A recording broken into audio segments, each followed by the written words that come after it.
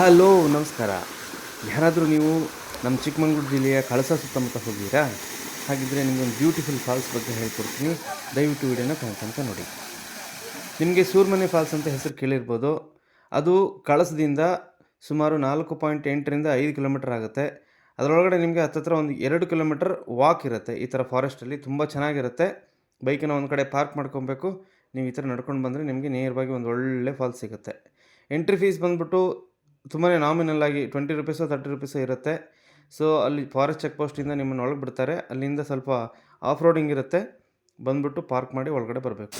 ನೋಡಿ, ಬ್ಯೂಟಿಫುಲ್ ಆಗಿರ್ತಕ್ಕಂಥ ಒಂದು ಫಾಲ್ಸು, ಸಖತ್ತಾಗಿದೆ, ತುಂಬ ಚೆನ್ನಾಗಿದೆ.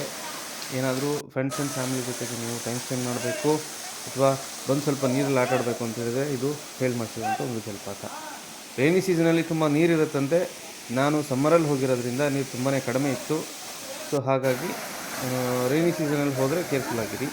ಇನ್ನೊಂದು ಇದರಲ್ಲಿ ಏನು ಪ್ರಿಕಾಷನ್ ಹೇಳಬೇಕು ಅಂತ ಹೇಳಿದರೆ, ಈ ಒಂದು ಜಲಪಾತದಲ್ಲಿ ಕಲ್ಲು ಬಂಡೆಗಳು ತುಂಬಾ ಇದೆ. ನೀವೇನಾದರೂ ನೀರಲ್ಲಿ ಜಂಪ್ ಮಾಡೋದು ಅಥವಾ ಸ್ವಿಮ್ ಮಾಡೋಕ್ಕಂತ ಹೋದರೆ ಆ ಒಂದು ಬಂಡೆಗಳ ಬಗ್ಗೆ ತುಂಬಾ ಕೇರ್ಫುಲ್ ಆಗಿರಿ. ಜೊತೆಗೆ ಇದೊಂದು ಒಳ್ಳೆ ಜಲಪಾತ ಆಗಿತ್ತು, ಬ್ಯೂಟಿಫುಲ್ ಆಗಿದೆ. ನಾನು ಸ್ವಿಮ್ ಕೂಡ ಮಾಡಿದೆ, ನೀರಲ್ಲೂ ಆಟ ಆಡಿದೆ. ವೆರಿ ಬ್ಯೂಟಿಫುಲ್ ಸೂರ್ಮನೆ ಜಲಪಾತ ಅಂತ ನನಗೆ ಅನಿಸ್ತು. ಯಾರಿಗಾದರೂ ಇಷ್ಟ ಆದರೆ ದಯವಿಟ್ಟು ನಿಮಗೆ ಟೈಮ್ ಸಿಕ್ಕಾಗ ಈ ಥರ ಜಲಪಾತಗಳನ್ನ ವಿಸಿಟ್ ಮಾಡಿ, ಅಲ್ಲಿರ್ತಕ್ಕಂಥ ಎನ್ವೈರ್ಮೆಂಟನ್ನು ಅಂದರೆ ಪರಿಸರವನ್ನು ಹಾಳು ಮಾಡ್ದಂಗೆ ಚೆನ್ನಾಗಿ ಕಾಪಾಡಿಕೊಂಡು ನೀವು ಎಂಜಾಯ್ ಮಾಡ್ಕೊಂಡು ಬನ್ನಿ. Thank you.